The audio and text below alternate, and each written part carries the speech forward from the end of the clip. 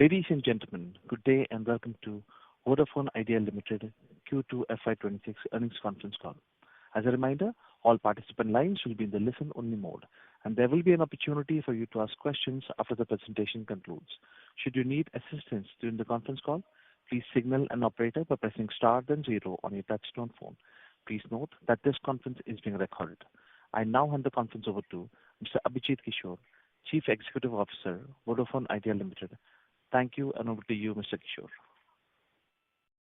Thank you, Renju. A warm welcome to all the participants of this earnings call. It's a pleasure to be speaking with you on my first earnings call as CEO. Before we begin, I would like to acknowledge that this quarter marks an important transition for our leadership team. I stepped into this role on August 19, and I want to thank Akshay as well as other members of the management for making this transition seamless. I also want to thank Mr. Jivas Murthy, the earlier CFO, for his contribution in guiding us through a significant period of transformation. He is there on the call with us and will provide his input as required. I am equally delighted to welcome Mr. Tejas Mehta, our new CFO, who joins us from Mondali with over 25 years of experience across India and international markets, leading large P&Ls through periods of growth, transformation, and integration. As the new CEO, my philosophy, if I have to capture it in one sentence, would be employee first, customer always, and experience is everything. The reason I believe in this is that our employees are the cornerstone of everything we stand for. Empowered, engaged, and valued employees create seamless experiences for our customers, whether it is a new site or a new process or a launch of a new product that makes our customers' life easier.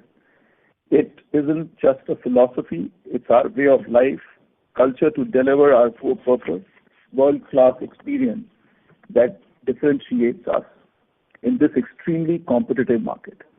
When our people feel valued, customers feel the difference. Let me provide a brief update on the recent AGR judgment. The Honorable Supreme Court, via judgment dated October 27, 2025 and November 3, 2025, has permitted the Government of India to reconsider and take an appropriate decision with reference to the additional AGR demand, as well as to comprehensively reassessing and reconciling all AGR dues, including interest and penalty up to the financial year 2016 and 17. We are in discussion with the DoT for the next steps on this matter. Before I move on to the company's specific performance, let me share some thoughts on Indian telecom market and growth opportunities. The telecommunications sector is not merely evolving, but being reimagined through groundbreaking technological advancements and visionary strategies. Telecommunications, more importantly, wireless communication in India, presents an attractive narrative of growth potential. With nearly 1.2 billion total wireless subscribers and an overall wireless teledensity of over 83%, the country has made significant progress. Urban areas boast a teledensity of nearly 127%, while rural regions have reached nearly 60%. And the internet subscriber base is closing in on a 1 billion mark, with a remarkable 44% originating from rural areas, signaling a profound digital democratization. The growing population, the low penetration, and the increasing penetration of smartphones and affordable data plans, combined with government's vision of Digital India, are key to the long-term growth for the wireless sector. The improving teledensity reflects the rapid digital adoption. UPI transactions grew to 19.6 billion transactions by volume, worth nearly 25 lakh crores, increasing almost 31% year-on-year. According to Worldline's India Digital Payments Report, released in October 2025, the transaction growth was fueled largely by frequent low-value transactions, dubbed as the Kirana effect. This grassroots-level participation underscores that digital connectivity is not a privilege or luxury anymore, but akin to a fundamental right. The Indian government push towards the Digital Bharat and Viksit Bharat 2047 thus also relies heavily on robust telecom infrastructure. As a telecom company, we strive to be a facilitator of the Digital Bharat journey, bringing seamless internet access to larger population and enhancing digital literacy. With India poised to become one of the highest mobile data traffic generating nations per active smartphone by 2030, the industry needs to be innovative and nimble to keep up with the nation's growing connectivity demand. Moving on to the results, on Monday, our Board of Directors adopted the unaudited result for the quarter ending September 30, 2025. All the results-related documents are available on our website, and I hope you had a chance to go through the same. Let me provide key highlights for the quarter, progress on our investments and its positive impact, along with the update on our key strategic initiatives. Let me now talk about our strategic initiative. Our first strategic initiative is our focused investment approach. I am glad to inform that since we initiated the launch of 5G services in Mumbai in March 25, over the period of last 6 months, we have expanded our 5G services to all 17 circles where we hold 5G spectrum. These 17 circles contribute nearly 99% of our revenue. In these 17 circles, our 5G services are available in 29 cities, and we continue to expand the 5G services to other cities based on customer demand and 5G handset penetration. In addition to the 5G rollout, we continue to invest towards expanding our high-speed broadband networks coverage and capacity by adding new 4G sites and upgrading our core and transmission network. We increased our 4G population coverage to over 84% as of September 2025, compared to nearly 77% as of March 2024. Our 4G data capacity expanded by over 38%, driving a 17% improvement in 4G speeds in September 2025 as compared to March 2024. In quarter 2, financial year 26, we invested rupees 17.5 billion in capex. We added over 1,500 new unique 4G towers during the quarter, reinforcing our focus to deliver superior connectivity. We strengthened our 4G with deployment of around 3,200 new sites on the sub-gigahertz spectrum in the 16 circles. We also added over 3,600 additional sites on 1,800 megahertz and 2,100 megahertz band, enabling faster speeds and enhancing indoor coverage. Over the period of last 1 year, we added around 19,000 broadband locations and around 90,000 broadband sites. As of September 2025, our total broadband site count stood at nearly 5,27,000. Additionally, we have also deployed over 13,000 massive MIMO and more than 12,400 small cells. Moving on to market initiatives. During the quarter, we continued to build on our core strategy of prioritizing customer experience, driving value, and fortifying our digital ecosystem. Our focus remains on delivering sustainable growth by enhancing our product portfolio across both prepaid and postpaid segments, as well as deepening our presence in the digital market. In the prepaid market, our strategy continues to yield positive results, especially with our flagship non-stop Hero plan, which offers unlimited data 24/7. This industry-first proposition has become a key driver for our new customer acquisition and an engine for higher renewals and upgrades among our existing base. This strong uptake has significantly contributed to the growth in our 4G and 5G subscriber numbers. Another program that proved to be a great retention tool for us was the We Guarantee program. You would recall that the program provides a 2-day extra validity credited on every unlimited voice recharge, upwards of 199, which results in a 24 days of extra validity distributed over 12 months for our unlimited voice subscribers, thus rewarding customer loyalty to the network. For our postpaid customers, we launched RedX Family Plan, India's only family postpaid plan that offers unlimited 4G and 5G data and international roaming, along with a host of premium travel, lifestyle, and entertainment benefits. Built on the success of the flagship RedX postpaid plan, the RedX Family Plan is a unique industry proposition where all the family members will be offered the same data benefit as the primary connection. This means that the primary and add-on members of the RedX Family Plan will enjoy unlimited data, entertainment, and have access to a suite of premium benefits. They will also have access to V Priority services, where RedX customers can enjoy exclusive benefits, including 24/7 dedicated customer care, priority handling at stores, and doorstep SIM delivery for senior citizens.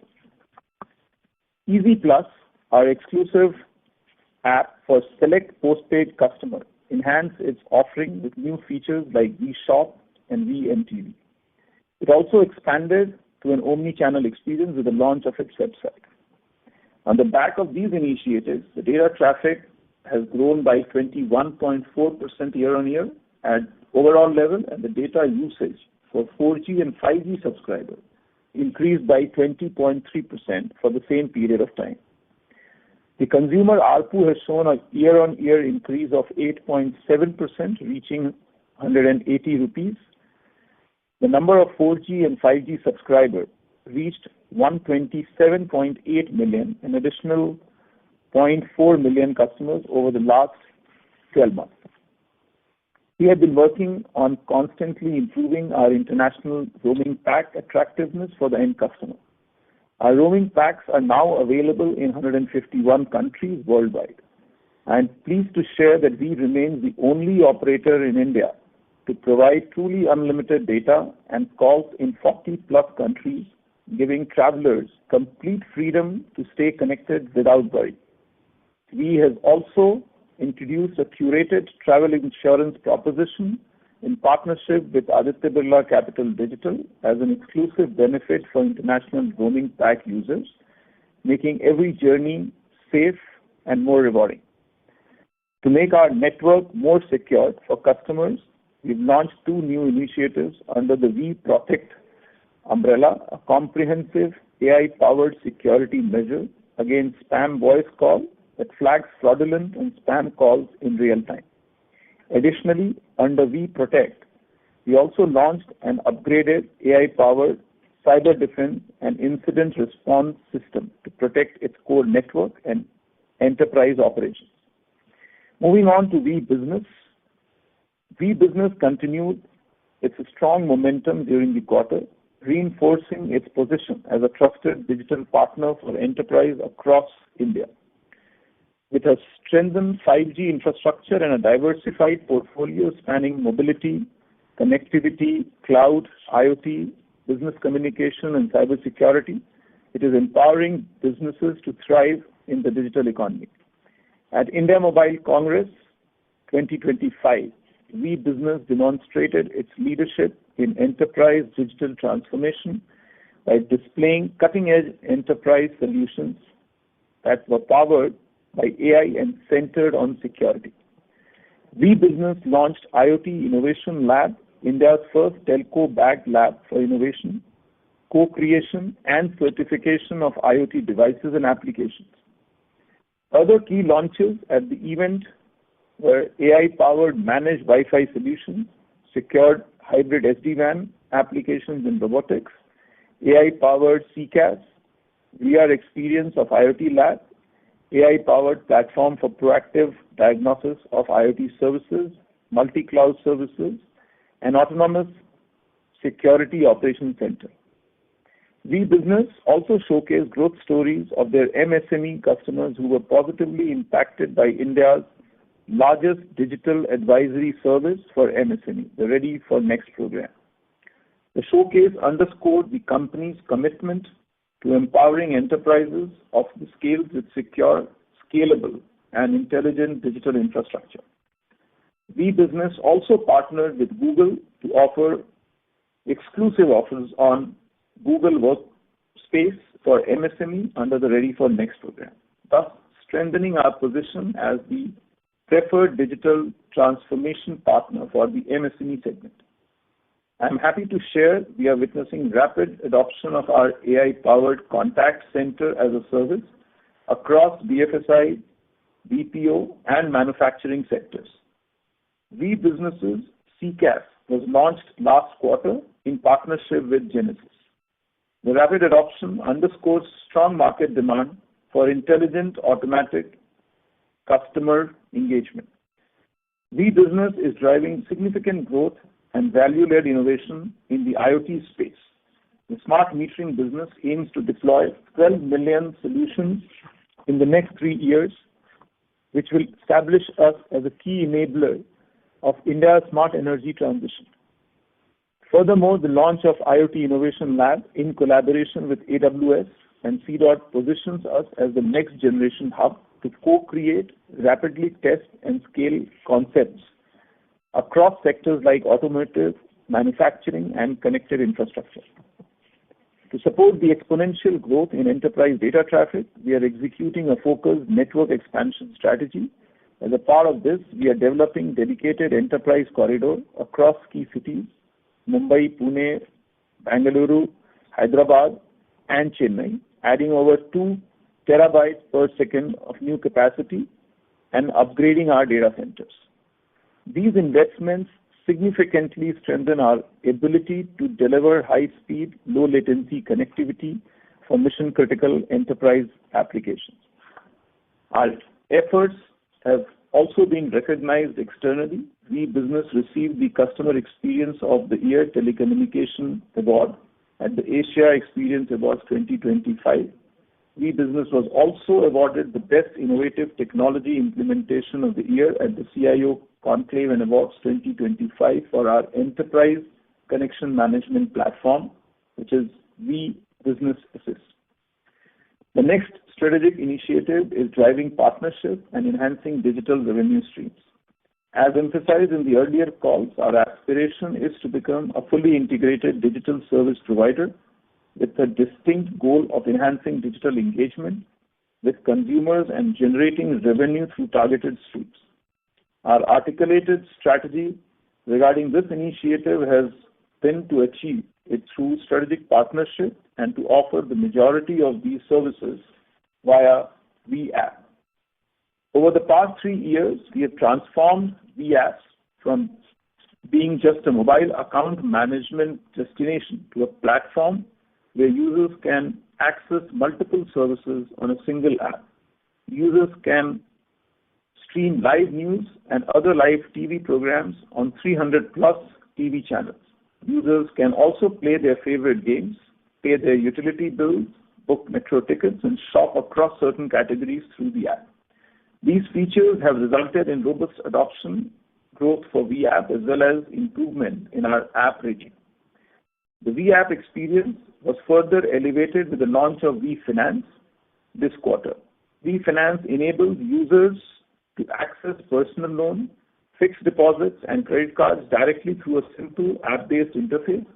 We have entered into a strategic partnership with Aditya Birla Capital and recently with InstaMoney to offer instant personal loans ranging from under 50,000 to up to 5 lakh fees. Customers can also book fixed deposit on VApp by choosing from a range of options between banks and NBFCs, optimizing for the best interest rate. With this, the VApp has now expanded to include VGames, VShop, utility bill payment, financial services under the VFinance, enhancing VApp's utility as a daily digital companion. Our VMovies and TV OTT app continues to strengthen as a key digital engagement driver. It offers our prepaid and postpaid users access to 20 plus OTTs through various subscription options. VMovies and TV plans are also bundled with additional data benefits, allowing customers to stream their favorite content seamlessly without worrying about the data consumption. VMovies and TV has grown well in terms of adoption and consumption in the last 18 months since its launch. The focus is to continue to scale, ingest more varied content and build distinct features to make the app a destination of choice for more and more customers.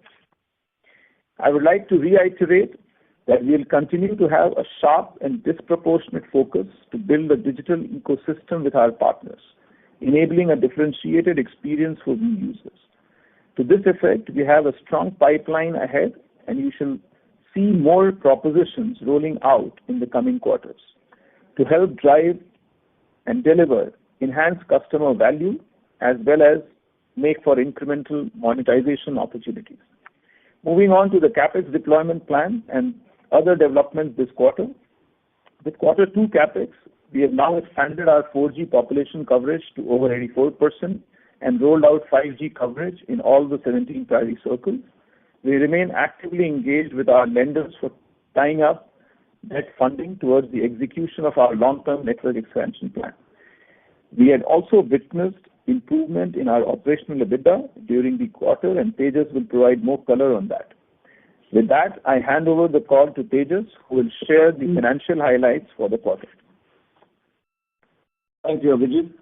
At the outset, I also want to place on record contributions to Mr. Murthy. Thank you and help in my transition. Good afternoon, everyone. It's my privilege to join today's call and be speaking with all of you. It is my first earnings call, and I'm excited to be part of the Vodafone Idea team. My priority will be to focus on continued operational excellence and long-term value creation. With that, let me take you through the financial highlights for the quarter. The revenue for the quarter was rupees 111.9 billion, registering a growth of 2.4% on a year-on-year basis. Sequentially, the revenue grew 1.6% from rupees 110.2 billion in Q1 FY26. The reported EBITDA for the quarter was rupees 46.9 billion, which improved by 3% on a year-on-year basis from rupees 45.5 billion in Q2 FY25. This translated into a reported EBITDA margin improvement of 20 basis points from 41.6 to 41.9% during the same period. The reported EBITDA also improved sequentially by 1.6% from rupees 46.1 billion in Q1 FY26. However, as you all know, we have also been reporting the cash EBITDA, as that provides a better view of the underlying financial performance. The cash EBITDA for the quarter was rupees 22.5 billion, which declined year-on-year by 3.4% from rupees 23.2 billion in Q2 FY25. This was as the investment cycle that was initiated in Q3 FY25 that resulted in higher comparative network operating costs in this quarter. Hence, when you compare the cash EBITDA on a quarter-on-quarter basis, there has been a sequential improvement of 3% from 28.1 billion in Q1 FY26. This translates into a cash EBITDA margin improvement of 30 basis points from 19.8 to 21.1% for the same period.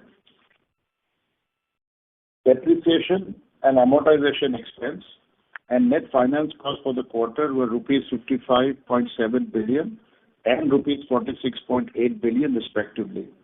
Excluding the impact of Ind AS 116, the depreciation and amortization expenses and net finance costs for the quarter were rupees 39.9 billion and rupees 36 billion respectively.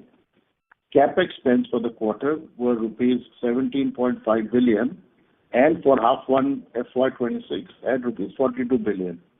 We remain engaged with lenders to secure the long-term debt financing to support our CapEx plans of rupees 500 to 550 billion.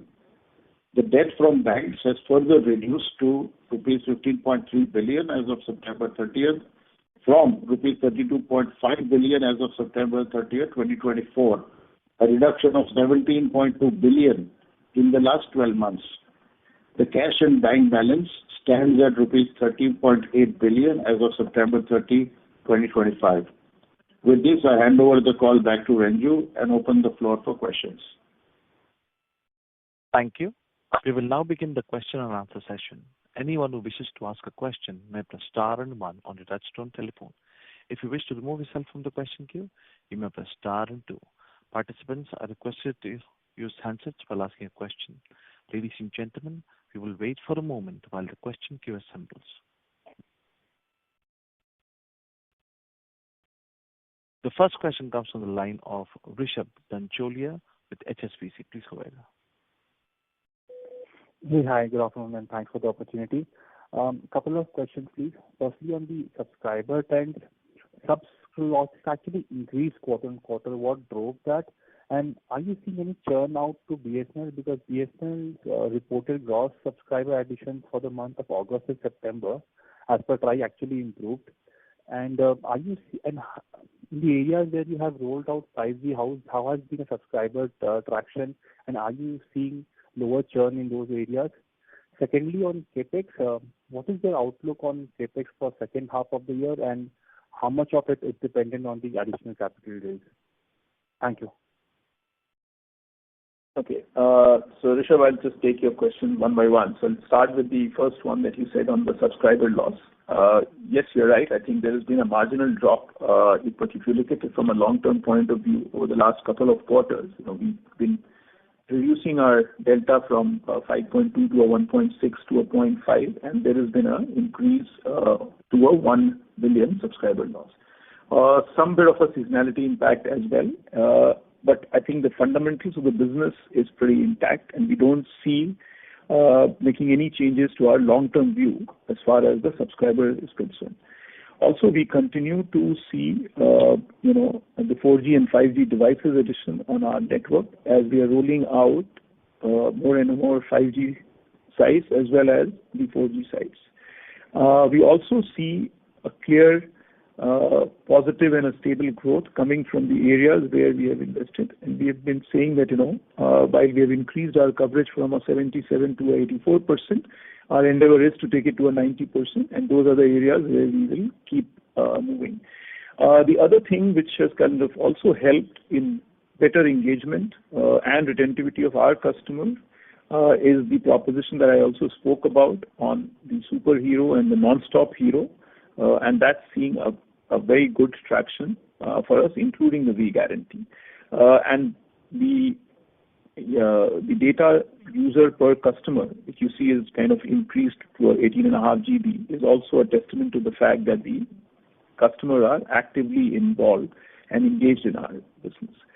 Coming to your second question of seeing that are we seeing any additional churn to BSNL, I don't think we are seeing that. I think, as I said, it's more a seasonality and a marginal impact that we see in this quarter, and we are not changing any long-term view. On the capex for the H2, I think we've kind of spent 4,200 crores of capex in the H1. And our guidance is that we would be in a position to get from a year-on point of view, roughly in the range of 7,500 to 8,000 crore of capex. And we are not really looking for the external funding for this particular capex. It is part of the internal accrual as well as the money that we have. And our focus continues to give additional coverage on 4G as well as on 5G.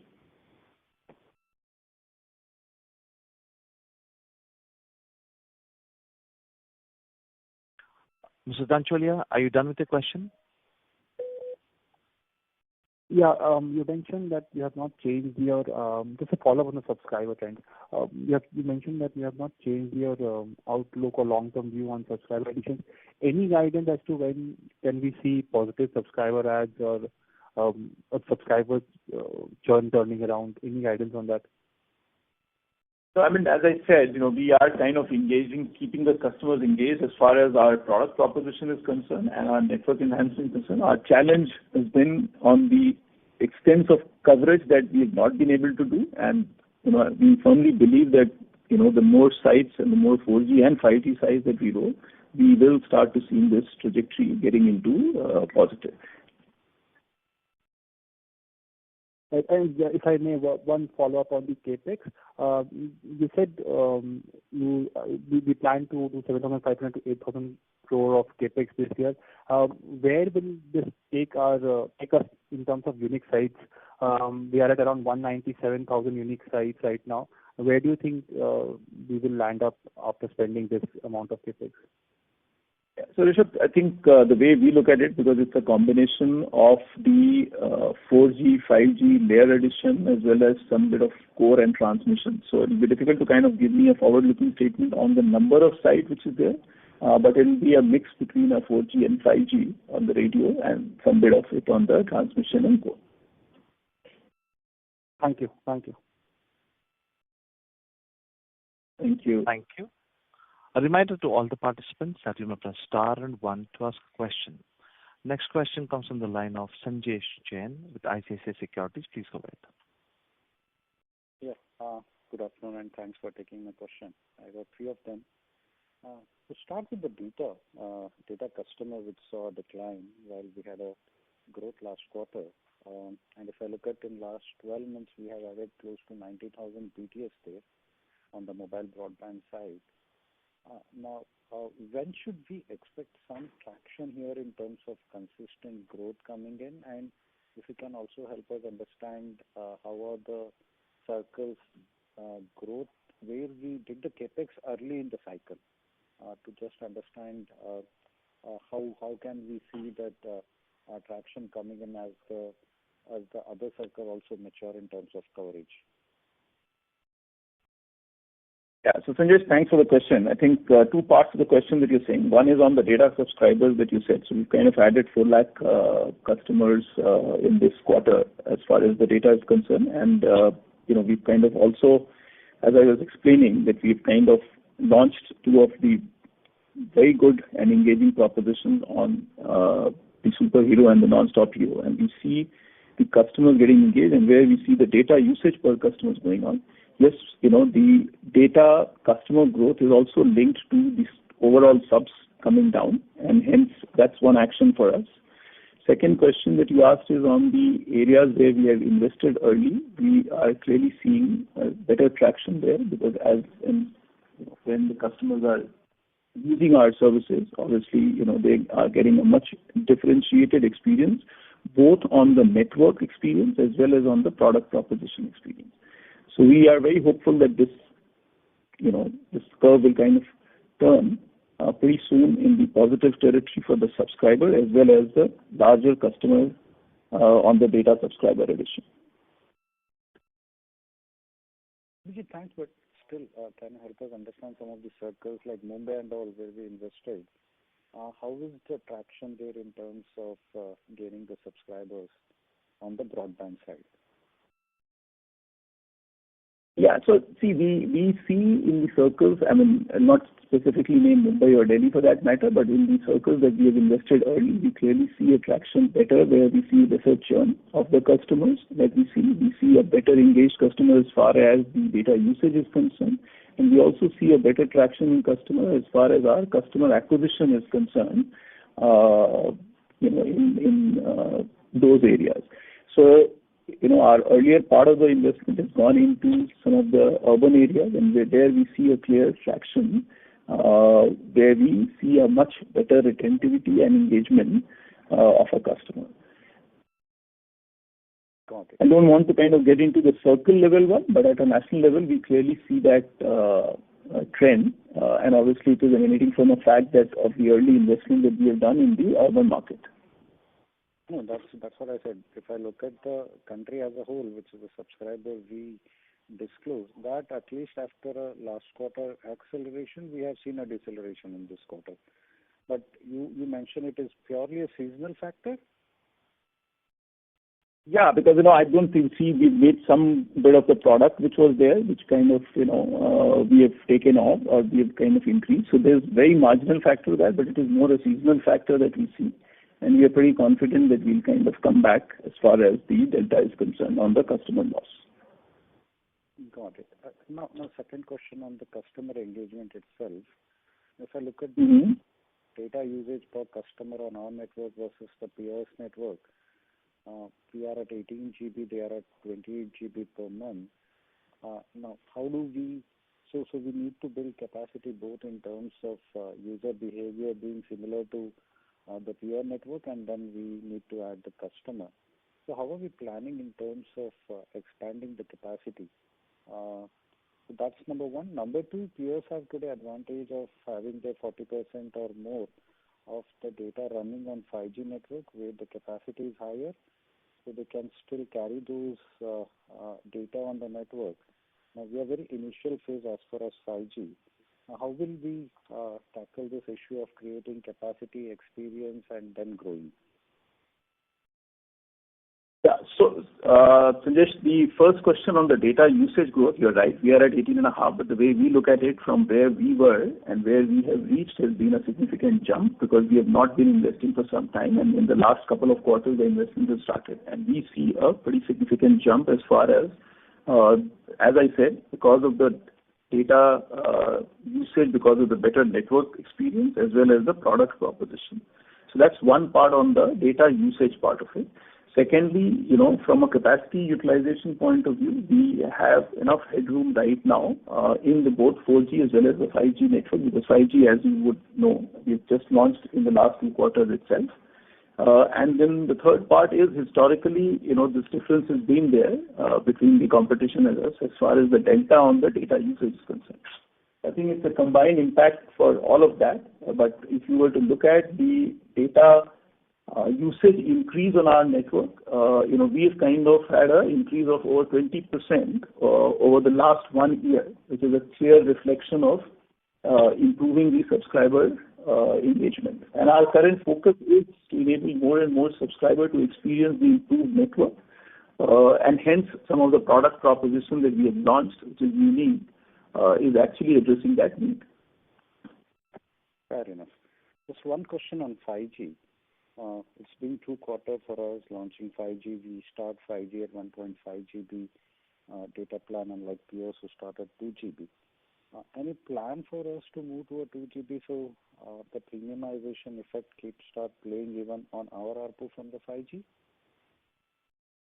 So I think, when we had launched 5G, we had started with an introductory offer of a 299 and 1.5 GB, which we have now, in the markets where we have kind of become a little 2-3 months in the launch, we've kind of changed that into now 349. If you see the competition pricing, it's between 349 and 379. So we've, in a manner, in the markets, which is where we have launched a couple of months back, we've moved to that. But in some of the markets, as you would know, out of the 29 cities that we have 5G in the 17 circles, 24 of them have come in this quarter itself. So as and when we see a critical mass of a customer coming onto our 5G network, we'll see, how do we upgrade that part to monetize better. Abhijit, what is the subscriber count on 5G for now as we speak, or end of the quarter? We don't share the separate count for the 4G and 5G. It's a combined count only, Sandesh, that we share. Got it.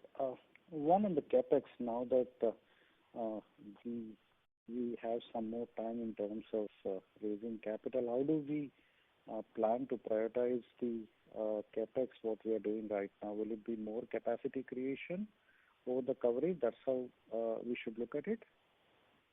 I'll say it'll be a mix of both, but it will be more towards coverage because we have enough capacity as we speak, and also towards and within the coverage it will be between the 4G and 5G. So that's the way I will put it, and obviously we'll need to put some bit of it on the core and transmission as well. So it'll be a fair mix of all, but it will be more towards the coverage between 4G and 5G. Thanks. One last bookkeeping question. There was a sharp drop in the finance cost in this quarter. Was it to do with that now the interest on the moratorium stops because we are out of the moratorium period? Is that the reason, or is there anything else in the drop in the finance cost? Tejas, you want to take that? Sure. Thanks for the question. No, it's not to do with the moratorium. There has been some settlements with some various vendors on account of which we have made some provisions in the previous quarter that are now reversed. And also a slight favorable impact on lower forex fluctuation. So that has contributed to the decrease in the interest cost. Tejas, what should be the underlying finance cost on a steady state basis for us? So it will be more I mean, I can't give you exact numbers, but more like previous quarter. Like Q1 or it's more like Q2? Yeah, broadly there will be some differences, but broadly towards that prior quarter. To prior quarter. Average of the two prior quarter will be the Yes, correct. Work with, right? Yes. Got it. Thanks for all those answers and best of luck for the coming quarters. Thank you. Thank you, Sandesh.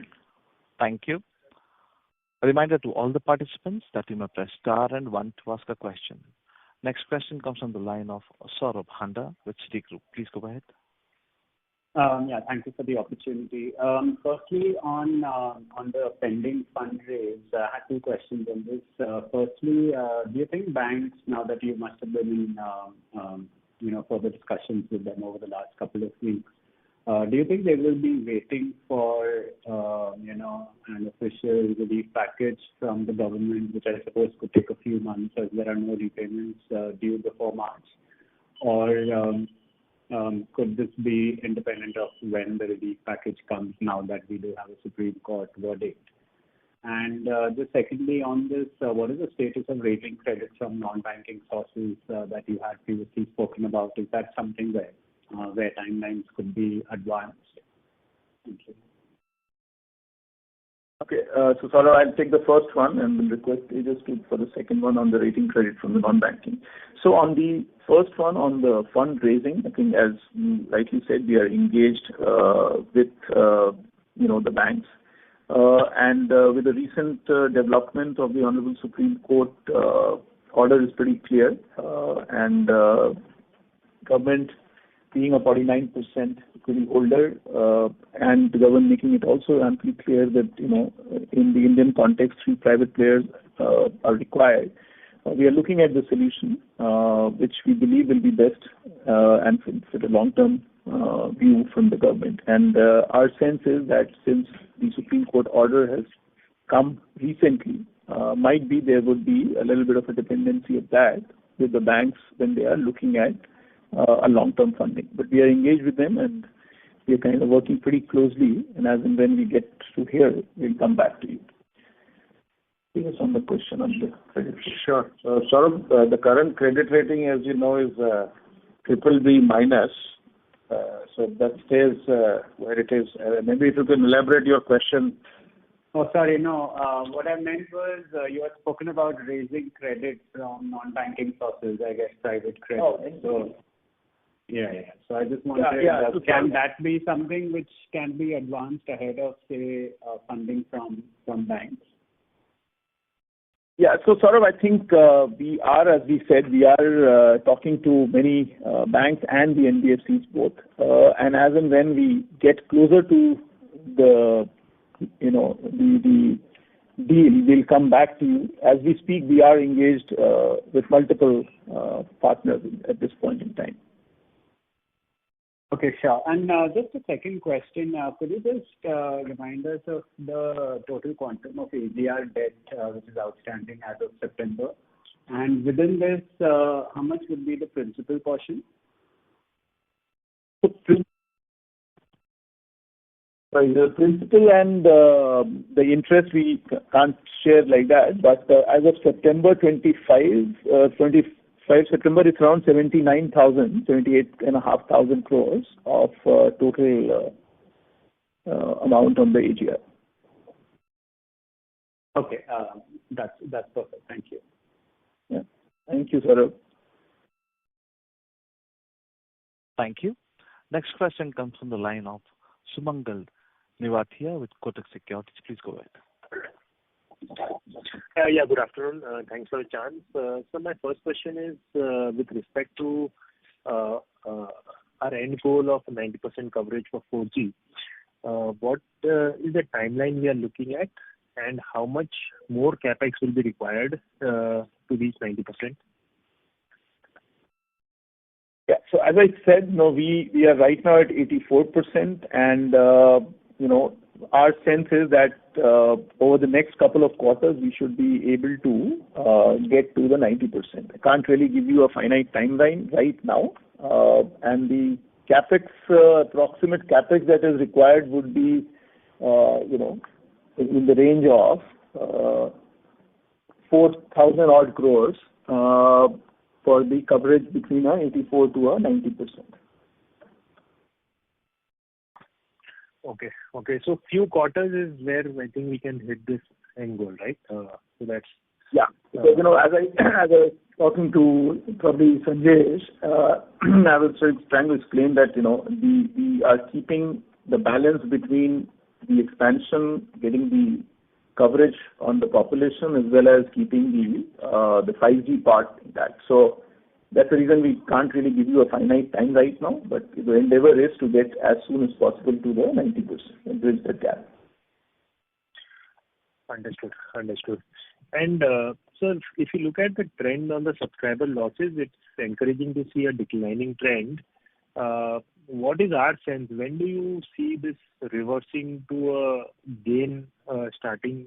I mean, will it be now closer to that 90% goal in few quarters, or in between only in this journey we should now expect a reversal from coming months? I think it will be, it's in a manner like I was saying. The reason that we need to kind of accelerate our coverage expansion is to ensure that we give better connectivity to our customers and better experience in the areas that we are not covered. So I'll not say it is really linked to that getting to a 90% only covering, but it will be definitely having an impact. So can't really give you a finite timeline on turning positive, but when we say, and I made that comment that, the fundamentals are in place, we are looking at a better engagement of customers in the markets where we have invested. Our product propositions are unparalleled, so we are working towards making that positive as soon as possible. I would not really want to link it to say when we reach 90% only when we kind of get to the positive. Understood. And just one last question. I mean, with related to our discussions going on with DOT and the government with respect to AGR dues, what sort of timeline are we expecting in terms of some conclusion here? And against our 80,000 crores of dues, any thought process you can share? What is our ask with the DOT and the government?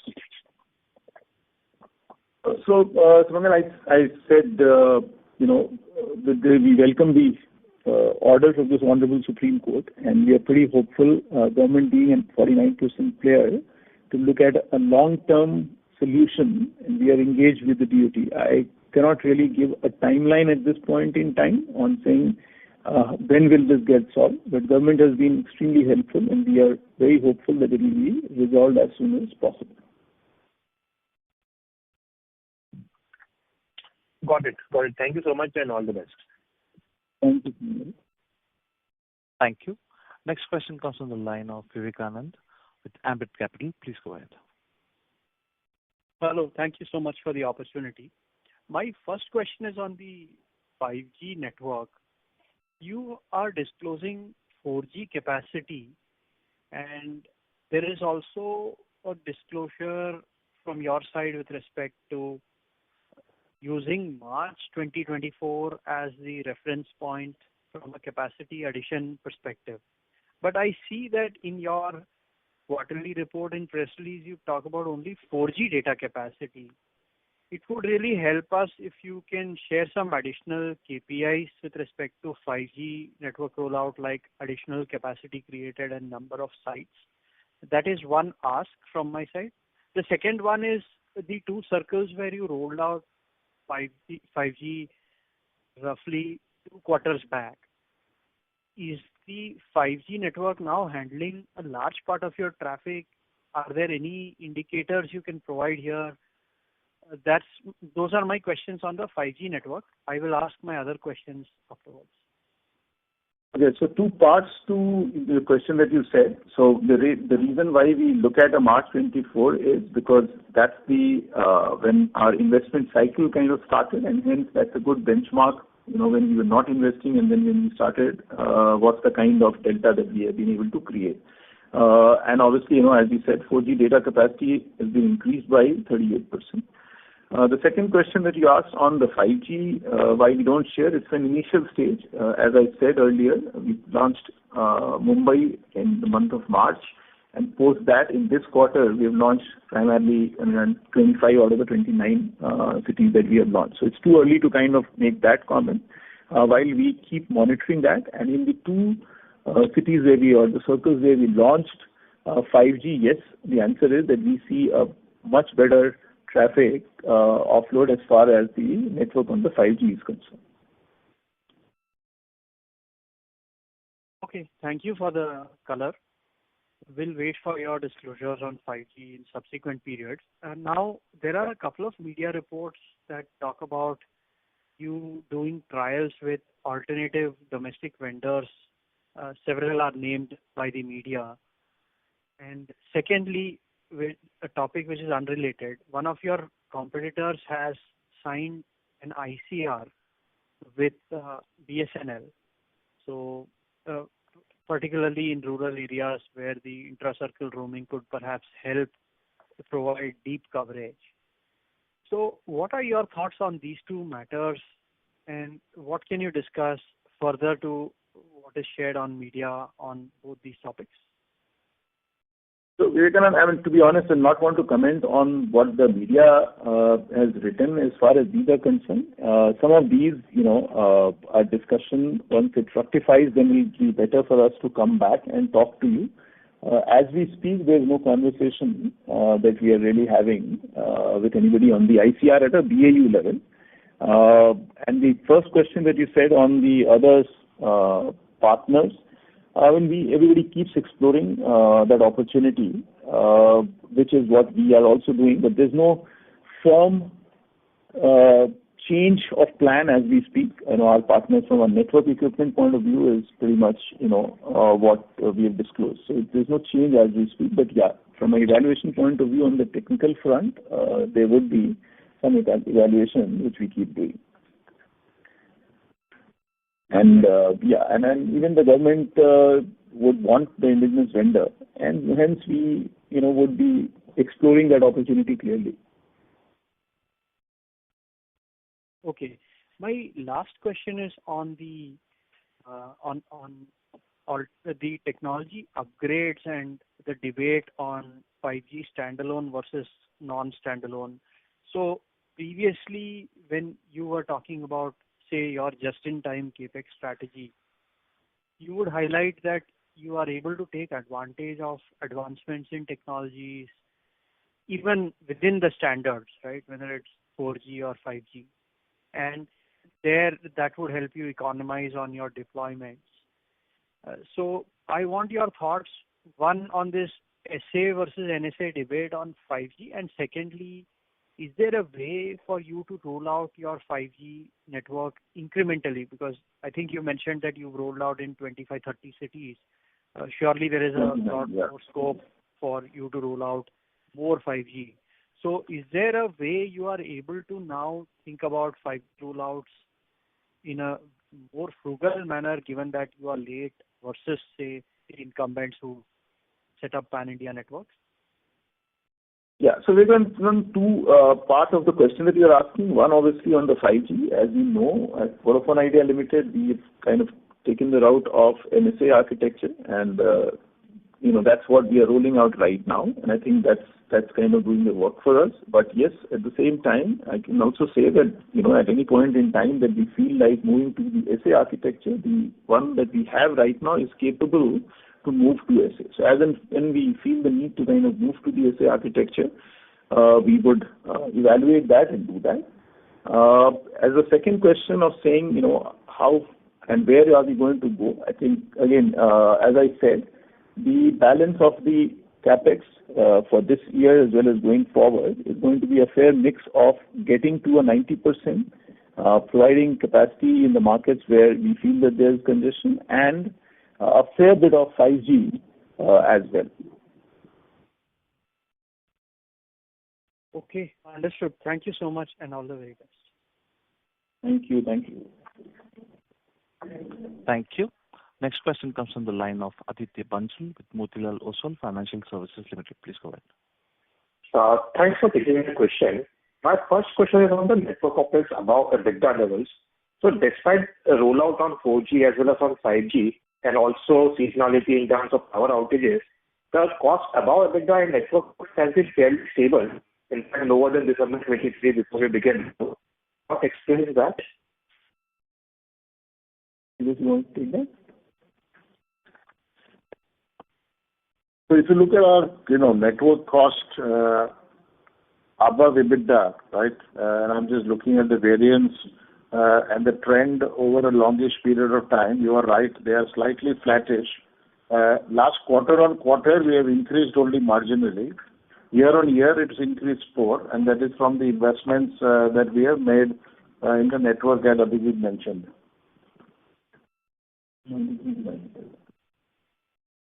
And also there is a benefit inherent with the cost optimization that we have spoken in the past. Okay. But it has been lower than December 23 before you began rollout. So that's why I was checking out what could be the reasons. Is it more efficiency that you are driving? Anything on the IT costs, etc.? I think we can take it offline, but there could be a Ind AS 16 Ind AS 116 impact as well, because there are some which are below EBITDA. But we can take it offline and cross-check. Sure. And another one was on the non-wireless side of things. So revenue has grown very sharply this quarter there.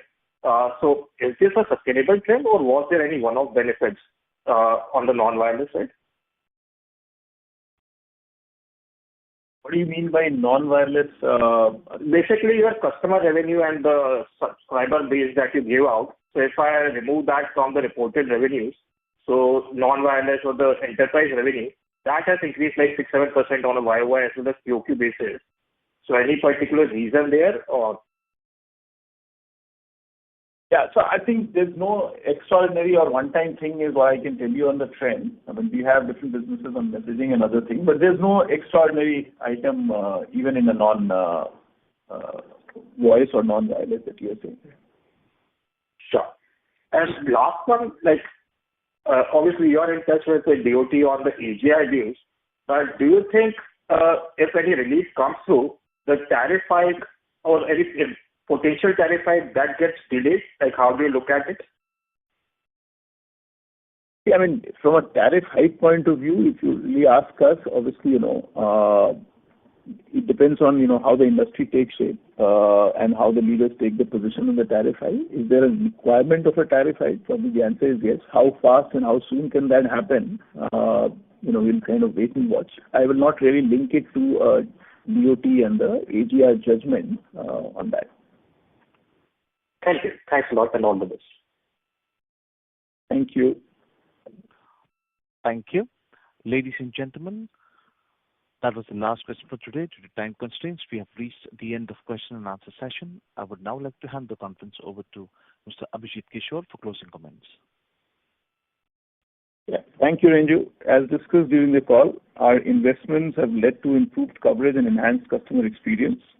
5G experience has been expanded to 29 cities in 17 circles. Our data usage has increased significantly by 7.8% quarter-on-quarter, showing increased engagement with our subscribers. We continue to keep exploring new avenues for debt funding for execution of our long-term network expansion plan. Thank you once again for joining us and your continued confidence in our company. We look forward to updating you on our progress in the quarters ahead. Thank you. Thank you. On behalf of Vodafone Idea Limited, this concludes this conference. Thank you for joining us. You may now disconnect your lines.